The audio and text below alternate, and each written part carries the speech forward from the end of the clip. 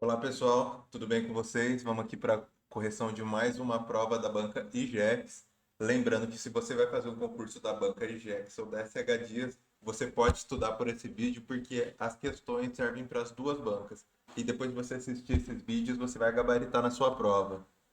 Então vamos lá, as questões. Essa prova foi de enfermeiro plantonista no ano de 2024 para a cidade de Araçoiaba da Serra. Começando aqui por língua portuguesa, eu vou lendo aqui as questões e explico um pouco do conceito, falo qual que é a alternativa correta. Se você que está acompanhando esse vídeo quiser pausar o vídeo, tenta responder aí, depois você despausa o vídeo, vê se você acertou, se errou, depois volta um pouquinho o vídeo, tenta entender a explicação. Esse é o melhor tipo de estudo, é o estudo reverso. Então você pega ali com base nas provas anteriores, nas questões, e vai aprendendo aqueles conceitos que a banca mais cobra. Então, você assistindo esse vídeo até o final, com certeza você está apto a gabaritar a sua prova aí do seu concurso da banca IGEX e SH Dias. Então, vamos lá para a primeira questão. Leia o texto abaixo para responder as três próximas questões. Após o VAR chamar, árbitro anula golaço do Atlético Mineiro sobre o esporte pela Copa do Brasil. Veja o vídeo. E aqui tem algumas outras mensagens, né? Felipinho se lesiona em campo, chora, sai de campo chorando. Vamos aqui para a questão. Qual a classificação do sujeito do verbo anula em destaque? Então a gente vê aqui o verbo anula. Árbitro anula o golaço do Atlético Mineiro. Então, quem anulou o golaço foi o árbitro. Então, nesse caso, a alternativa correta é a alternativa A, sujeito simples. Agora, lembrando um pouco dos conceitos e falando aqui das alternativas, o sujeito simples será quando, por exemplo, você pensa na frase: o cachorro está correndo. O cachorro está correndo seria um exemplo de sujeito simples. Agora, se você pensar: o cachorro e o gato estão correndo. Aí, nesse caso, seria um exemplo do sujeito composto. O sujeito indeterminado seria, por exemplo, roubaram meu celular.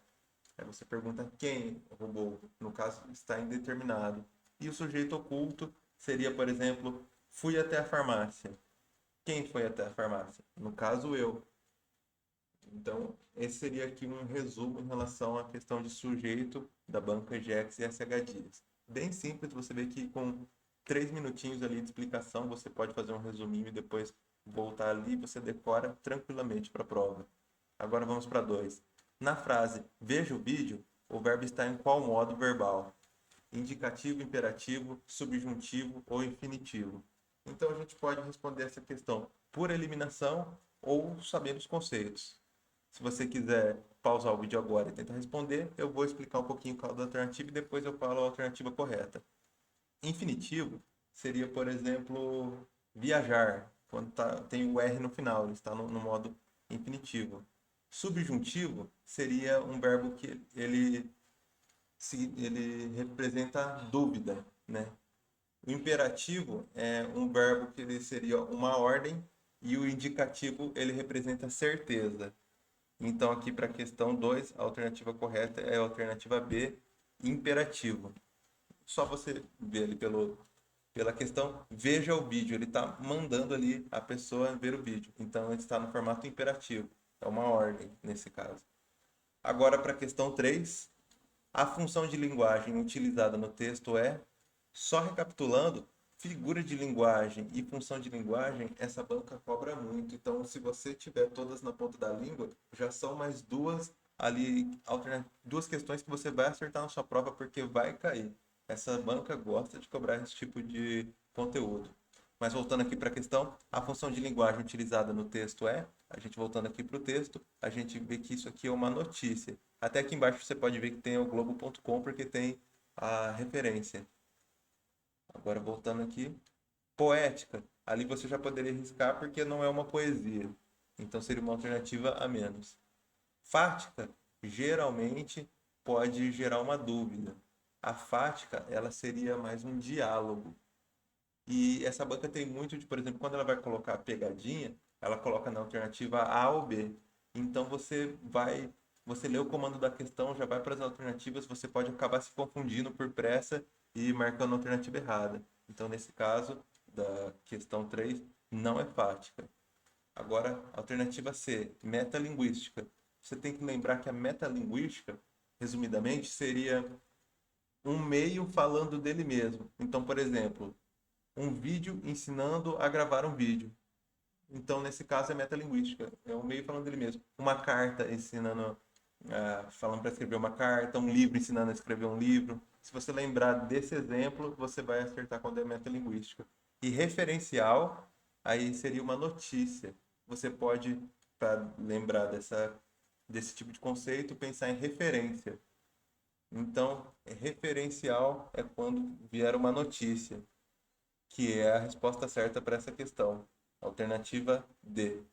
Agora a gente vai para a questão 4. Determine a classificação do sujeito da frase abaixo. Nevou muito no sul da Europa.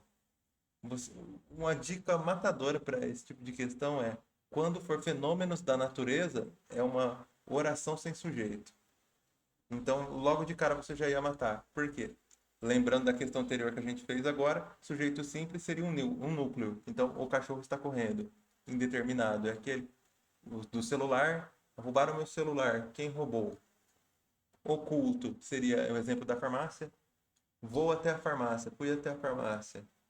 Quem? No caso, eu.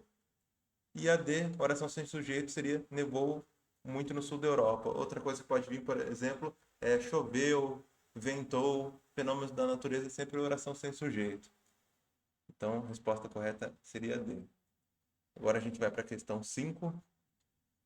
Qual o processo de formação de palavras utilizado em envergonhar? Aí aqui a gente tem a alternativa A, aglutinação, B, prefixação, C, derivação parasintética e D, sufixação. Agora, a gente lembrar um pouquinho do conceito, a aglutinação é quando a gente junta duas palavras e ela perde alguma letra. Então, a gente junta duas palavras e ela perde uma letra. Nesse caso, ainda não tem alternativa, mas se tivesse, por exemplo, justaposição, é quando a gente está colocando duas palavras juntas e ela forma uma outra palavra. Mas nesse caso, não perde nenhum fonema. Prefixação é quando tem um, um ponto acrescentado ali numa palavra que já existe, ali no início da palavra. Então você lembra ali de prefixação, você lembra de pré, é início. E agora, mais fácil a gente pensar agora na D. Sufixação é o contrário de prefixação. Então é aquela acrescento que a gente coloca no finalzinho da palavra. Então, pré vem antes, sufixo vem depois. E derivação parasintática é quando a palavra vem antes e depois. Nesse exemplo da questão 5, a correta seria a alternativa C. Se a gente olhar aqui para a palavra envergonhar, vergonha ela existe. E aqui a gente pode ver que tem o em, que é antes, né, o que é um prefixo, e também tem esse R no final, que seria um sufixo. E quando a palavra tem o prefixo e o sufixo, aí é uma derivação parasintética, porque ele tem os dois. Agora, indo para a questão 6, considerando o contexto da frase, determine a classe gramatical da palavra destacada abaixo. Não sei descrever o caminhar dela. A palavra destacada aqui é caminhar. Aí nós temos a alternativa: verbo, adjetivo, pronome, substantivo. Então, nesse caso, a gente vai voltar ali na questão que eu falei agora cedo, um pouquinho antes, que a alternativa A sempre, vamos colocar assim, na maioria das vezes, essa banca vai colocar a pegadinha na alternativa A. Se você olhar caminhar, por ter aqui no final o R, você vai pensar que é um verbo no infinitivo, porque caminhar sozinho ele é um verbo. E aí a pessoa marcaria aqui a questão errada, porque essa questão tem uma pegadinha. Então, nesse caso, você ficaria em dúvida ali entre verbo. Adjetivo, você já poderia excluir, e pronome também seria simples, você não ia se confundir. E aí o substantivo ficou por último. No caso dessa questão aqui, como essa palavra antes dela tem um artigo, a função do artigo é substantivar a palavra seguinte. Então, por exemplo, o caminhar. Esse o antes do caminhar faz esse caminhar virar um substantivo. E a resposta correta para a questão de número 6 seria D, substantivo, porque tem o antes. e aí a pegadinha ficaria na A, que é o verbo. Então, quando você for responder no seu concurso as provas dessa banca, muito cuidado com a alternativa A e B. Possivelmente acontecem as pegadinhas nessas duas alternativas. Agora a gente vai para 7. Assinale a alternativa com palavra ortograficamente incorreta. Outra dica também, você que está fazendo questões de provas anteriores e às vezes já fez concurso de outra banca, algumas bancas, quando pedem a incorreta, elas deixam, por exemplo, essa palavra incorreta maiúsculo, destacado, em negrito. Essa banca às vezes coloca aqui, por exemplo, incorreta no meio do texto e você nem percebe que ele está pedindo a errada. E aí, novamente, você vai ler as alternativas e marca o contrário do que está pedindo. Então, muita atenção nos enunciados. Geralmente, essa banca tem os enunciados curtos, então, muita atenção, porque uma questão que você perde, geralmente em uma prova um pouquinho mais fácil, você pode perder uma grande quantidade ali de colocações na sua classificação final. Dependendo, você pode até perder a sua nomeação por uma questão que você perde de bobeira. Então, voltando aqui para a questão 7, ele está pedindo a incorreta. E agora a gente vai para as alternativas: prospecção, ablação, cassação e confabulação. No caso da alternativa da questão 7, a alternativa correta é a alternativa D. Confabulação está ortograficamente incorreta. Prospecção e cassação você conseguiria eliminar com mais facilidade. A dúvida ficaria entre ablação e confabulação. Agora a gente vai para 8. Qual o tipo de predicado utilizado na frase abaixo? Minha irmã anda meio triste. Predicado verbal. B. Predicado nominal. C. Verbo nominal. E D. Sem predicado. Então, para a questão número 8, o correto seria predicado nominal. Minha irmã anda meio triste. Seria um predicado nominal, porque o predicado se refere a minha irmã, o sujeito minha irmã. Agora, a questão de número 9. Marca a alternativa em que a frase esteja na voz passiva analítica. Fazendo uma revisão rápida desse conceito, a voz ativa é quando o sujeito pratica a ação. A voz passiva é quando o sujeito sofre a ação. E a voz reflexiva é quando ele pratica e sofre a ação. 3 exemplos muito simples para você pegar ali a maior parte das questões. O homem comprou o livro. Como o homem fez a ação de comprar o livro, o homem é o sujeito, ele está na voz ativa. Se a frase fosse o livro foi comprado pelo homem, aí no caso desse exemplo, como o livro sofreu ação, que é ser comprado, aí ele seria voz passiva. E no exemplo da voz reflexiva, aí seria o homem se olhou no espelho, por exemplo. Geralmente essa banca não foca muito na voz reflexiva.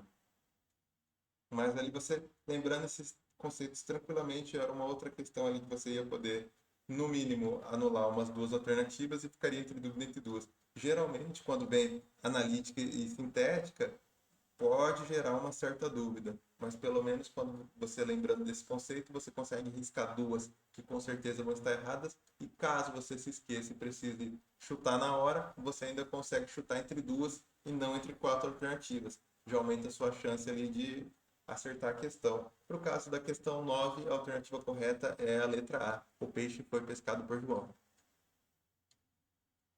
E agora a questão 10 e última de português. Lembrando que nesse canal eu vou resolvendo as provas separadamente, porque fica mais fácil para você que está estudando. Então você vai ver uma playlist de português, uma lista de informática, uma playlist de matemática, separadamente. Então assim você não vai quebrando o seu estudo. Quando você montar o seu cronograma de estudo, tem lá o seu horário de português, seu horário de matemática, conhecimentos específicos.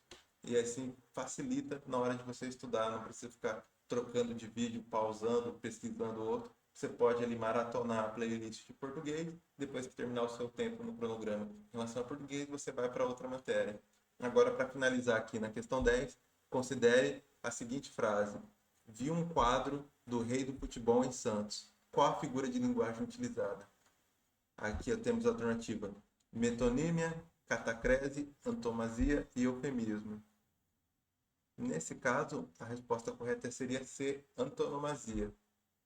você pode lembrar, principalmente para esse tipo de conceito, antonomasia, por exemplo, aqui ele fala o rei do futebol, nós sabemos que seria o Pelé, mas, por exemplo, poderia ser o rei da selva, nós sabemos que está falando do leão, por exemplo. Sempre nesse caso seria antonomasia. Catacrese, você vai lembrar de, por exemplo, braço da cadeira, pé da mesa, asa da xícara. Então você vai saber que é uma catacrese. Eufemismo, por exemplo, fulano partiu dessa para uma melhor. Ela está suavizando a frase que seria fulano morreu nesse exemplo. E é isso, pessoal. Resolvemos aqui rapidinho as 10 questões da prova de português de enfermeiro. Desejo para você boa sorte nos seus estudos.